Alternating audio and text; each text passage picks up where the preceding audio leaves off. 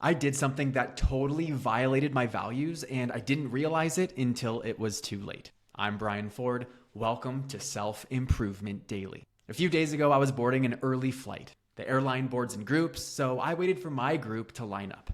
Many people had already moved ahead of me, and instead of me going to the back, I cut the line and slid into the lineup about 3/4 of the way back. And it wasn't until I was actually in the jetway, getting on the plane, that I realized what I'd done. It baffled me. I'm the type of person that cares about living with integrity. I notice when other people cut the line in front of me and believe that it's the wrong thing to do. Yet that's exactly what I did. I'll take responsibility for the choice, but also I want to shed light on how that happened in the first place. The choices we make are either conscious, unconscious, or semi-conscious. Semi-conscious decisions involve both conscious and unconscious elements. On one hand, you're aware of the choice you make when you do it. It doesn't happen on its own. And on the other, there are many unconscious elements that influence what happened. In this instance, here's what was happening in my mind. I semi-consciously reasoned that cutting the line was an acceptable thing to do. There were only 10 people who were going to be affected by it,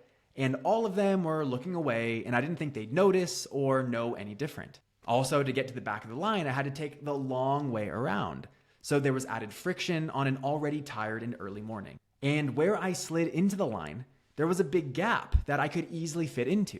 All of those elements had me semi-consciously rationalize that cutting the line was an acceptable thing to do. The reality is we're being influenced by factors like this at all times, and they steer our decision-making in ways we're not fully present to. In this case, it caused me to act outside of my values. But the more we know what's happening and the more we can probe into how it happens, the better we can control it and make decisions we're proud of, and ultimately live the lives we want to live. I'm Brian Ford, and you grew today. Let's do it again tomorrow on Self Improvement Daily.